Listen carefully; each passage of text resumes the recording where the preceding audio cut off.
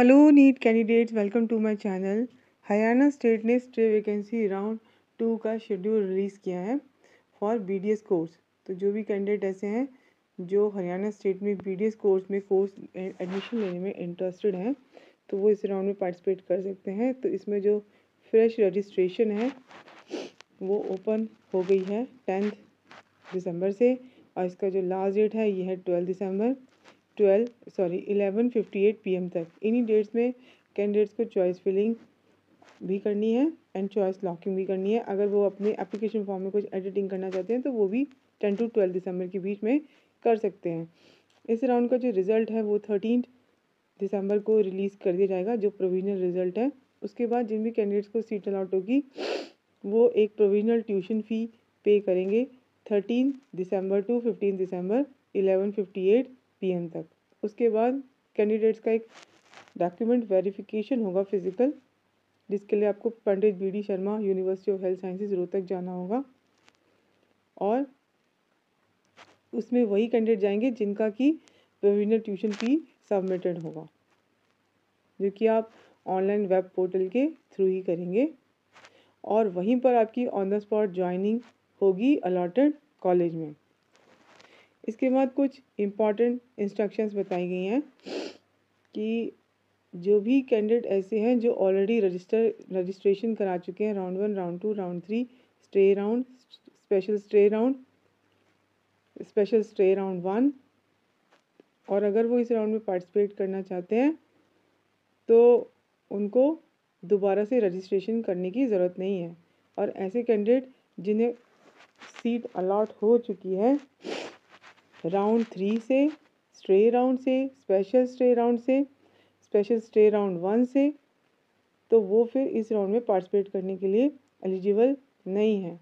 ऐसे कैंडिडेट जो ऑलरेडी कोई भी सीट ज्वाइन कर चुके हैं स्पेशल स्टे राउंड 1 से, चाहे वो ऑल इंडिया काउंसलिंग का हो यानी MCC का, या किसी भी स्टेट काउंसलिंग के थ्रू अगर कर चुके हैं अप टू स्टे राउंड 1 तक, तो फिर वो कैंडिडेट भी एलिजिबल नहीं होंगे इस राउंड में पार्टिसिपेट करने के लिए। चाहे वो ज्वाइन करने के बाद रिज़ाइन ही कर चुके हों तब भी वो इसके लिए एलिजिबल नहीं हैं।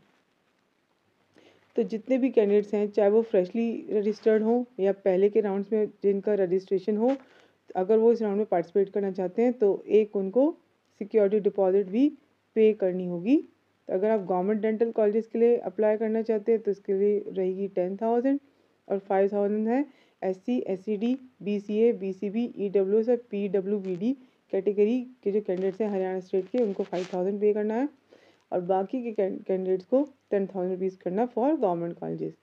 अगर आप गवर्नमेंट एंड प्राइवेट दोनों कॉलेज के लिए अप्लाई करना चाहते हैं तो फिर ये अमाउंट होगी 1 लाख, और अगर आप नहीं सबमिट कर पाएंगे ये अमाउंट तो फिर आप इस राउंड के लिए आपको कंसिडर नहीं किया जाएगा। और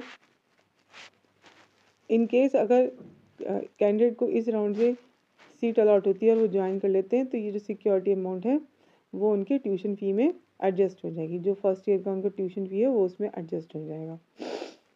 अगर किसी भी कैंडिडेट को सीट अलॉट होती है, जो भी आप उसमें चॉइस फिलिंग करते हैं इस राउंड से, बट अगर आप और आपको ज्वाइन नहीं कर पाते किसी वजह से इस सीट को, तो ये सिक्योरिटी अमाउंट फिर आपको रिटर्न नहीं होगी, फॉरफिट कर ली जाएगी।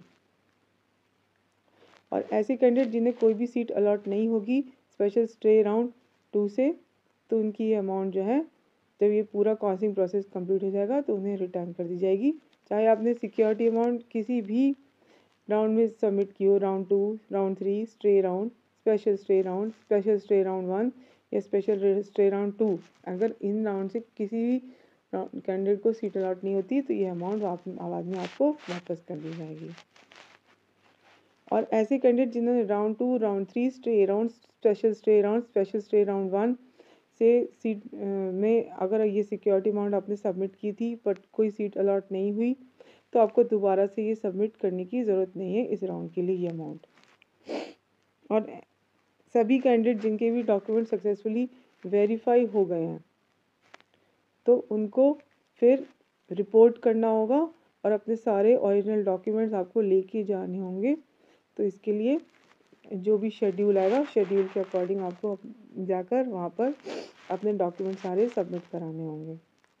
अगर कैंडिडेट ने रजिस्ट्रेशन के टाइम पर कोई भी रॉन्ग इन्फॉर्मेशन दी है और अगर उसके बेस पे उसको सीट अलॉट होती है बट वो अपने सही डॉक्यूमेंट्स नहीं शो कर पाते हैं, तो फिर उनकी सिक्योरिटी डिपॉजिट जो है वो फॉरफिट कर ली जाएगी।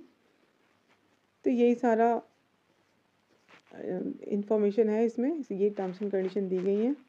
अगर आपकी फिर भी कोई क्वेरी हो तो आप मुझे कमेंट बॉक्स में कमेंट करके पूछ सकते हैं। Thank you.